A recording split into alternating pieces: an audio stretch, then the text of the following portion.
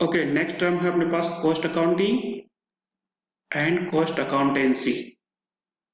Okay, cost accounting देखिए, the written procedure set of legal foundation of estimating the cost is known as cost accounting. लागत ज्ञात करने के लिए वैज्ञानिक आधार पर विधिवत स्थापित की गई लिखित प्रक्रिया लागत लेखांकन कॉस्ट अकाउंटिंग कहलाता है।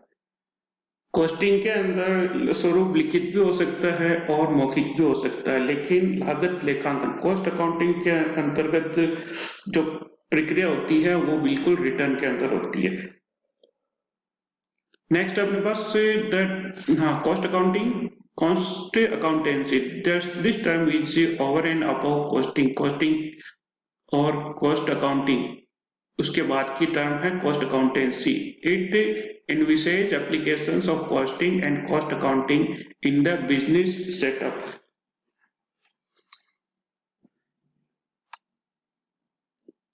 हाँ, तो मतलब कॉस्ट और कॉस्ट अकाउंटिंग के जो भी प्रिंसिपल्स हैं उनको बिजनेस सेटअप के अंदर लागू करना वो कहलाएगा कॉस्ट अकाउंटेंसी। तो cost accountancy is a process where cost accounting is a process where cost accountancy is the application of that process.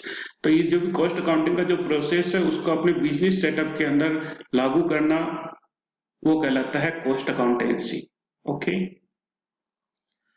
Objectives of cost accounting, लागत लेखांकन के उद्देश्य क्या है? सबसे पहला उद्देश्य है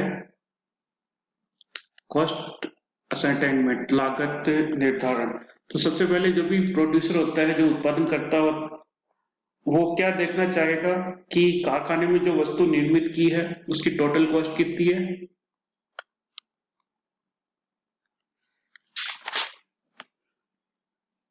और पर यूनिट कॉस्ट कितनी है। क्या टोटल कॉस्ट ही ज्ञात नहीं करेगा, वो पर यूनिट कॉस्ट ज्ञात करेगा।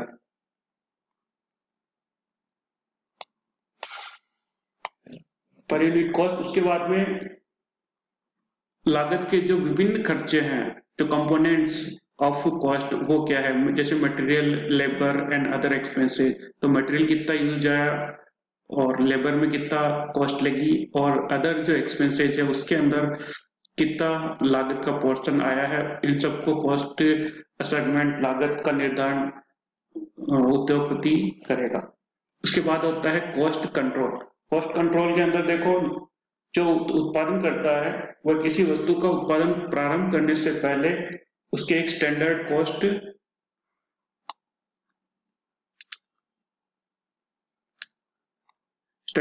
या बजटेड कॉस्ट, इसको बजटेड कॉस्ट भी बोलते हैं,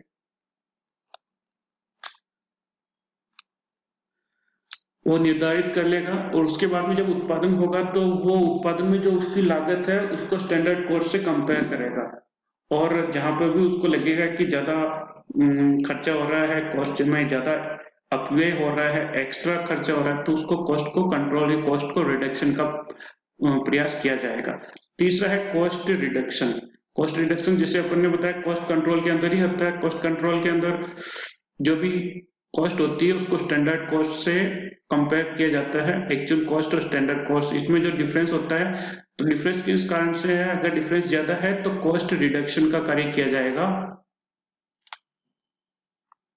उत्पादनकर्ता लागत लेखे की सहायता से लागत के विभिन्न तत्व जैसे सामग्री, श्रम और अन्य व्यय पर होने वाले अपव्यय को रोकने तथा अपने लागत मूल्य को कम करने का प्रयास करता है। स्मरण रखना चाहिए कि लागत में कमी से वस्तुओं की गुण, जो भी क्वालिटी है, उसको यथावत कायम रखकर की जाती है। ये नहीं कि आप लागत कम करने के चक्कर में अपना जो प्रोडक्शन का जो क्वालिटी है उसको घटिया कर दो या उसको बिगाड़ दो।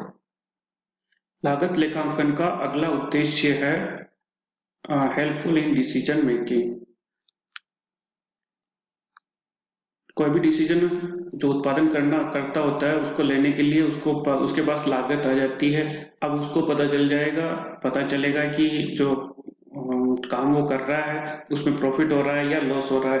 किसी वस्तु का निर्माण या कुछ वस्तु या जॉब अपने को हाथ में लेने के लिए उससे पूर्व उसकी लाभदायकता, उसकी प्रॉफिटेबिलिटी की जांच कर ली जाएगी।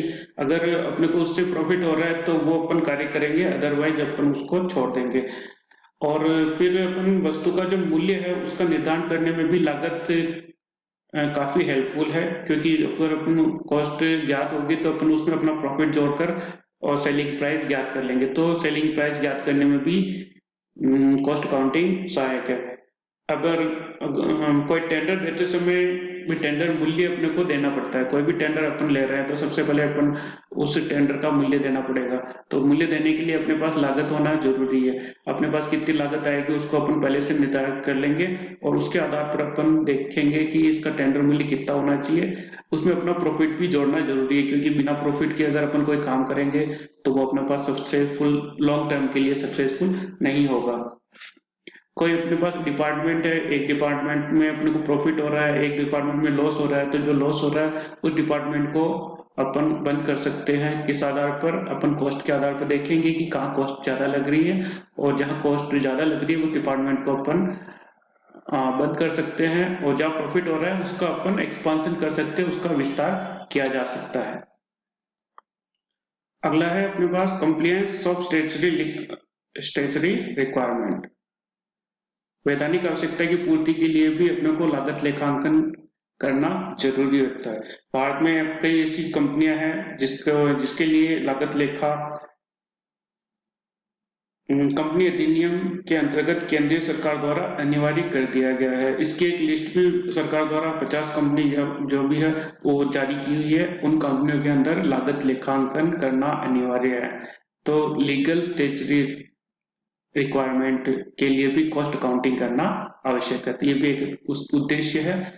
ओके।